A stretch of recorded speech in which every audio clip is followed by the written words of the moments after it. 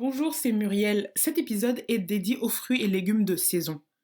Dans ma quête de célébrer l'abondance de la nature tout au long de l'année, j'ai exploré les rayons d'un supermarché pour vous faire découvrir un légume très peu connu en Afrique, mais consommé un petit peu ici en France, où je me trouve actuellement. En fait, ce que je trouve intéressant avec la nature, c'est que chaque saison apporte son lot d'aliments. Et là, j'ai jeté mon dévolu sur la courge musquée butternut ou courge butternut ou butternut tout court. Ou sinon encore, le ou la douber. Comment vous l'appelez chez vous? Dites-le moi en commentaire. Dans tous les cas, je me suis dit que ce serait l'occasion de vous faire découvrir ce légume qu'on retrouve sur les étals ce mois de décembre. Je dis légume, mais botaniquement c'est un fruit.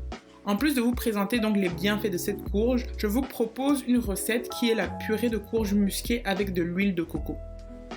Qu'est-ce qui est bon dans le butternut donc? Elle est peu calorique, elle est riche en potassium, phosphore et calcium. On y trouve également beaucoup de fer et de manganèse. Elle est aussi source de vitamine B6 et vitamine C. Et enfin, cette courge est une source de fibres. Aujourd'hui, nous allons parler d'un sujet qui concerne notre alimentation et l'environnement. J'avais fait un épisode sur les OGM en Afrique qui avait soulevé beaucoup de questionnements, notamment savoir quels étaient les fruits et les légumes de saison et l'importance de les consommer. Quels sont les avantages spécifiques de ces fruits et légumes de saison? Je vous expliquerai aussi comment les conserver. On voit ça ensemble? Allez, c'est parti! Manger des fruits et légumes de saison présente de nombreux avantages pour notre santé. En effet, les aliments de saison sont récoltés à maturité, ce qui signifie qu'ils sont riches en nutriments essentiels tels que les vitamines, les minéraux et les antioxydants.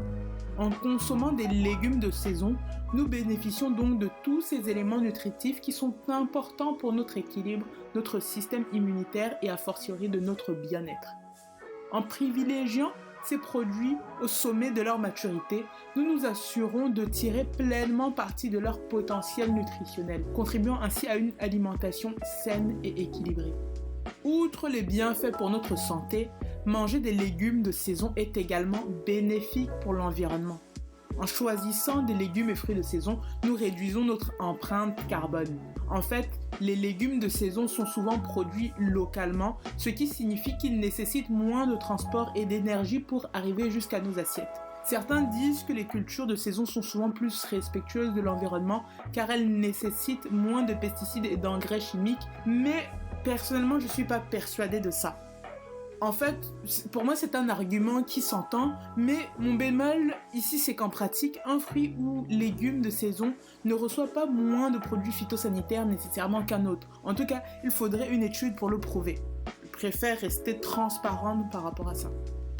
En plus des avantages pour notre santé et l'environnement, manger des légumes de saison peut également être avantageux sur le plan économique. En choisissant des légumes de saison, nous soutenons les agriculteurs locaux et contribuons à l'économie locale. Ici c'est pareil, j'essaye de rester objective. Et le bémol pour moi c'est que si l'agriculteur achète des engrais et des pesticides à l'étranger, ou qu'il fait importer, bref, on n'est plus dans une économie locale. Autre point, les fruits et légumes de saison ne nécessitent généralement pas des techniques coûteuses et ils sont souvent moins chers parce qu'ils sont plus abondants pendant leur période de récolte. Vous faites donc des économies dans votre budget alimentaire. Enfin, certains vont évoquer le plaisir gustatif. Pour certains, les légumes de saison auraient souvent un goût plus prononcé et une texture plus agréable car ils sont frais et cultivés dans des conditions optimales. Encore une fois, c'est discutable. D'autres ne font aucune différence. Après, des goûts et des couleurs, ça ne se discute pas selon moi. Maintenant, comment identifier ces aliments lorsque nous faisons nos courses? Il est essentiel de savoir reconnaître les légumes qui sont actuellement de saison pour profiter pleinement de leurs bienfaits. En Occident, c'est plus facile d'identifier et connaître ces légumes de saison parce que y a des saisons. En zone tropicale ou en Afrique, le Cameroun par exemple, c'est plus compliqué. Il y a des saisons certes, mais elles sont moins marquées. Par exemple, du côté de Yaoundé, grosso modo, on a la saison sèche et la saison des pluies. Les changements de température ne sont pas flagrants. Ce qui changera, ce sera le volume des pluies, ce qu'on appelle la pluviométrie. Donc on peut cultiver plus ou moins toute l'année. Au Québec ou en France, par contre, le maïs se cultive au printemps-été. Selon les variétés, donc vers mars, et se récolte en automne vers octobre-novembre. Alors qu'au Cameroun, par exemple, on va commencer à le cultiver vers janvier pour la première saison de l'année et pour la deuxième campagne agricole, ce sera aux alentours du mois d'août. Toujours au Cameroun, la notion de saisonnalité des produits est un peu complexe en raison de la diversité climatique au travers de nos nombreuses régions. Avec des climats variés, chaque région contribue à l'approvisionnement. Les grandes villes bénéficient donc d'une disponibilité plus ou moins régulière de divers produits tout au long de l'année.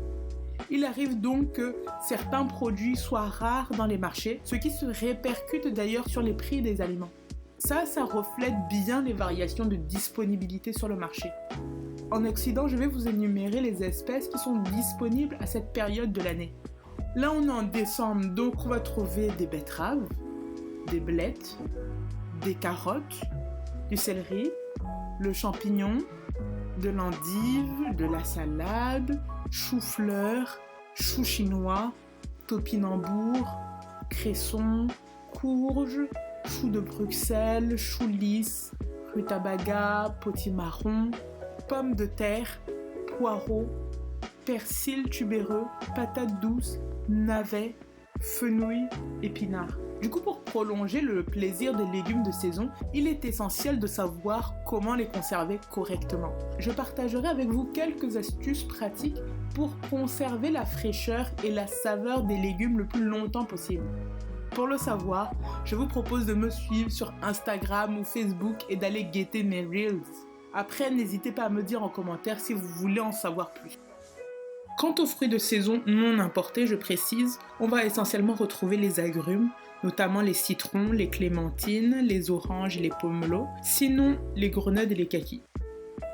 En conclusion, vous l'aurez compris, manger des légumes de saison est une bonne chose pour votre santé, l'environnement, l'économie et votre plaisir gustatif. Alors la prochaine fois que vous ferez vos courses, pensez à privilégier les légumes de saison, surtout si vous êtes en Occident. Vous ne pourrez pas dire que je ne vous en ai pas parlé. Et si vous voulez savoir comment conserver votre poireau ou vos pommes de terre, retrouvez-moi sur Instagram ou Facebook. Je suis aussi présente sur X et TikTok. Et même en podcast sur Spotify. D'ailleurs, bonjour aux abonnés podcasteurs. Merci pour votre écoute. Prenez soin de vous.